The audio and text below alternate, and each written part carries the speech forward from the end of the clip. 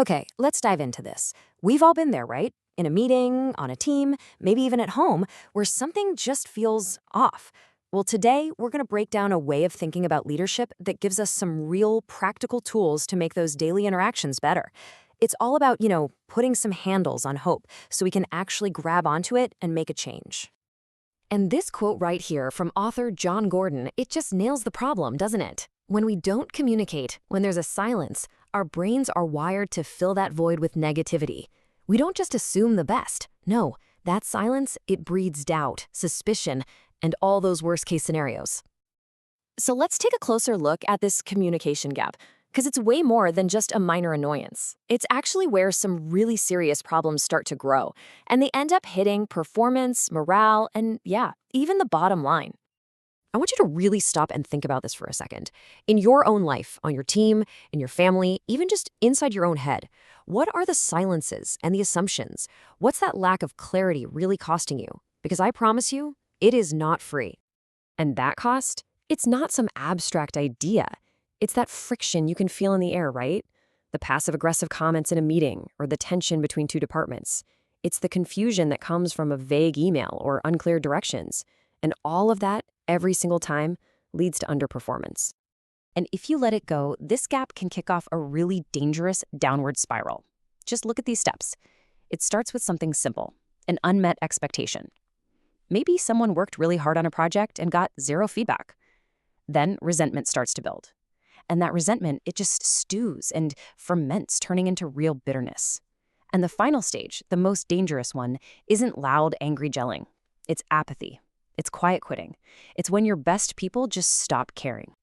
So how do we fix this whole mess? Well, it all starts with a pretty big shift in how we think. We have to move from trying to manage people to actually learning how to lead them. Think about this image for a second. Trying to push a rope, it's just a frustrating, impossible thing to do, right? It just bunches up, it goes nowhere. That's what micromanaging is like. It's trying to control something that really needs to be guided. The truth is, people don't want to be managed. They want to be led. And this chart lays it out perfectly. Managing, that's all about the process, about control, and a lot of the time, just keeping things the way they are. But leading is different. It's about inspiring and empowering people to drive real improvement. You manage processes, sure, but you lead people. This is such a critical mindset shift. It's so easy to be defined by what you're against. But the most powerful leaders, they're known for what they are for. When your people know without a single doubt in their minds that you are for them, it changes absolutely everything. Okay, so if leading is about being for your people, how do you actually do that day in and day out? Well, that brings us to a really practical tool for putting this whole idea into action. It's called the S.E.E.N framework, and it's a simple but powerful way to show people you value them. The entire point of this framework is to get to this one essential outcome. And it's not just about seeing people with your eyes. It's about making them feel seen, feel valued for exactly who they are and what they bring to the table. So let's break it down. S is for significant. You got to remind people they matter. Tell them, hey, your work on that report made a huge difference. The first E is for enough. Reassure them that they don't have to be perfect to be valued here. The second E is for entrusted. This is about recognizing their unique talents and giving them ownership. And finally, N stands for needed. And that last letter, N for needed, is absolutely critical. Because when people feel like their contribution doesn't matter, they can start to act out in some really negative ways, all because they're just trying to get noticed. Showing someone they're essential, that's one of the most powerful things a leader can ever do.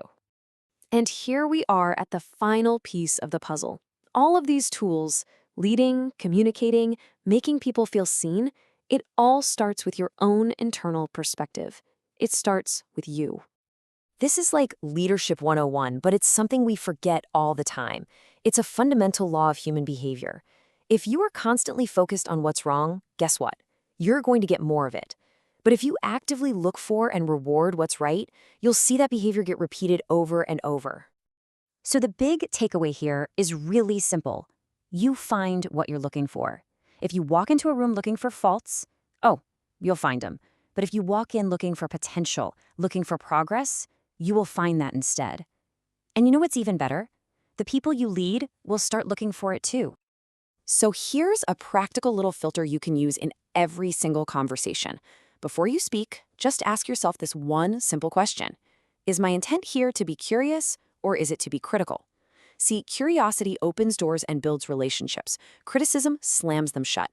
Always choose curiosity. So to wrap this all up, these principles, they're not just for managing a team, they're for guiding your own life. And that brings us to one last really important question to ask yourself. This question from author Jim Collins is a big one, and it's worth sitting with for a while. What could you be the best in the world at? Maybe it's being the leader who is best at making people feel seen and valued. Whatever your answer is, that's where your leadership journey really begins.